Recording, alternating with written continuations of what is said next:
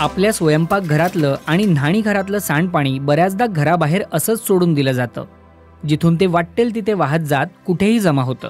त्यामुळे घराबाहेरच्या परिसरात घाण आणि दुर्गंधी पसरते, आजारांचा फैलाव होतो. त्यामुळे आरोग्याचं नुकसान तर होतंच, पण पाण्याचाही प्रचंड मोठ्या प्रमाणावर अपव्यय होतो. या सर्वापासून मुक्ती मिळवण्याचा एक सोपा मार्ग म्हणजेच शोषखड्डा.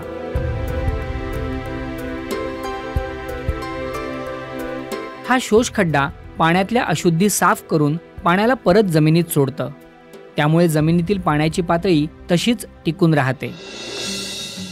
असं समजा की दररोज एका व्यक्तीमागे आंघोळीसाठी आणि जेवणासाठी वापरलेलं 20 लिटर पाणी वाहून जातं. आता असं समजा की गावात 1000 लोक राहत आहेत, म्हणजेच गावात रोज वाया जाणारं एकूण पाणी 20 गुणिले 1000 म्हणजेच 20,000 लिटर आहे. जर हे पाणी शोषखड्ड्याच्या मदतीनं वाचवलं गेलं तर दर साल 20 लिटर गुणिले 1000 गुणिले 365 दिवस म्हणजेच 73 लाख लिटर वाहून जाणारं पाणी प्रत्येक वर्षी पुनर्वापरासाठी मिळू शकतं. हा असा चमत्कारी खड्डा आहे, म्हणूनच याला मॅजिक पिट असंही म्हणतात. हा शोषखड्डा तयार करण्यासाठी लागणारं साहित्य सहज उपलब्ध असतं. मोठे दगड, छोटे दगड, मोजपट्टी, मार्किंग करण्यासाठी चुना, 3 इंच व्यासाचा आणि आवश्यकतेनुसार लांबीचा PVC पाईप, 2 पाईपांना जोडणारा एक बेंड आणि एक सिमेंटची टाकी. ही टाकी 1 मीटर उंचीची असायला हवी. टाकीचा तळ बंद असावा. टाकीच्या वरच्या बाजूंनी 6 इंच खाली येत टाकीच्या भोवती प्रत्येकी 3 इंच व्यासाची दाखवल्याप्रमाणे 4 छिद्र म्हणजेच होल्स तयार करून घ्यावीत. टाकीला एक 3 इंच व्यासाचं होल असणारं झाकणही असायला हवं. जर आपल्या परिसरात सिमेंटची टाकी उपलब्ध नसेल तर मग आपण झाकण असणारा प्लॅस्टिकचा ड्रमही वापरू शकता. पण या ड्रमला सुद्धा सिमेंटच्या टाकीसारखंच वरच्या बाजूंनी 6 इंच खाली येत 3 इंच व्यासाचे 4 होल्स तयार करून घ्यावेत आणि झाकणाच्या वरती 3 इंच व्यासाचं होल पाडावं, जेणेकरून त्या होलमधून पाणी जाण्यासाठी पाईप बसवता येईल. आता जिथून पाणी वाहून जातं त्या जागेच्या जवळपास अशी जागा निवडूया जिथे 4 फूट बाय 4 फूटची एक साफ जागा मिळेल. आता झाली तयारी पूर्ण. चला आता आपण वॉटर संस्थेचे इंजिनियर श्री प्रशांत कळसकर यांच्याकडून शोषखड्डा तयार करण्याची पद्धत शिकूया. नमस्कार बंधू भगिनींनो. तर आज आपण बघूया प्रत्यक्षात शोषखड्डा कशा पद्धतीने तयार केला जातो. आता ह्याच घराचा जर आपण विचार केला तर या घराचं पाणी इथं साचतं आणि या नालीमधून असंच शेताकडे वाहत जातं. तर या ठिकाणी आता आपण इथं शोषखड्ड्यासाठी मार्किंग करणार आहोत.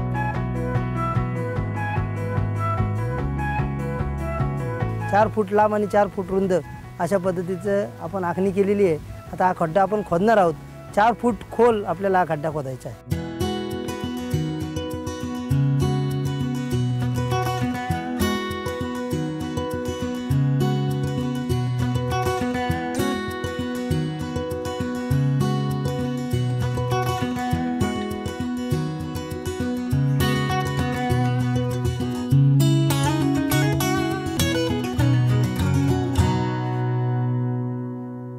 तर आता आपण हा खड्डा भरण्याची प्रक्रिया बघूया. आपण सुरुवातीला तळाला मोठे दगड टाकतोय.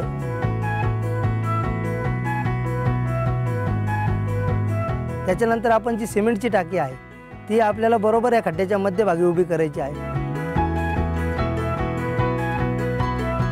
आणि त्याच्या आजूबाजूला मोठ्या आणि छोट्या दगडांचे थर आपण मांडत हा खड्डा हळूहळू वरती भरत आणणार आहोत.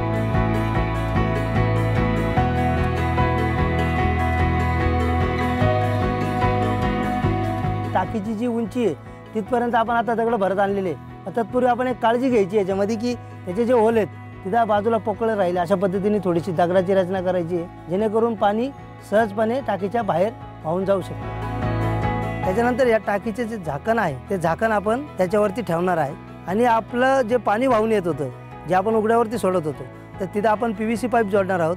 पाईपाची जी साईज आहे ती 3 इंचाची असेल. 3 इंचाचा पाईप आपण इथं जोडू आणि तो शोषखड्ड्यापर्यंत घेऊन जाऊ.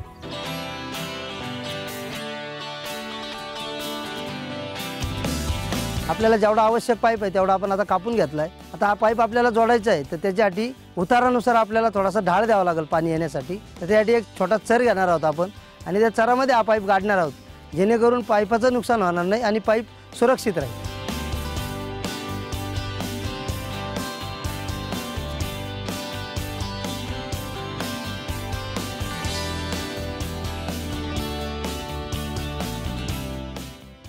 जर शक्य असेल तर जिथून तुमच्या घरातून सांडपाणी बाहेर पडतं तिथेच थेट हा पाईप जोडून टाकावा आणि तिथूनच शोषखड्ड्यात आणून सोडून द्यावा.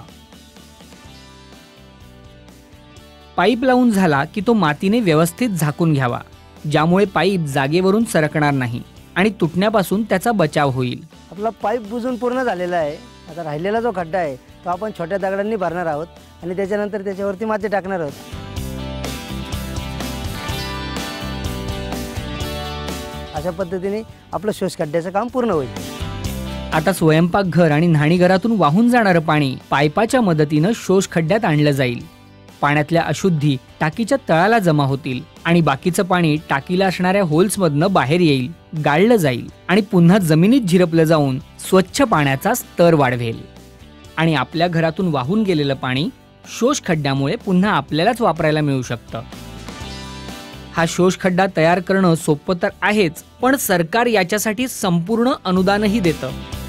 शिवाय एकदा हा तयार केला की आयुष्यभर काम करतो. फक्त 2-3 वर्षातून एकदा त्याची साफसफाई करून घेणं गरजेचं असतं. आपण सर्व मदत घेऊन प्रत्येक कुटुंबाने जर हा शोषखड्डा केला तर निश्चितपणे आपण आपला परिसर स्वच्छ ठेवू शकतो. तर याच्यासाठी सगळ्यांनी पुढाकार घ्यावा. प्रत्येक गावांनी ग्रामस्थांनी पुढे येऊन शोषखड्ड्याचं काम करावं. नमस्कार.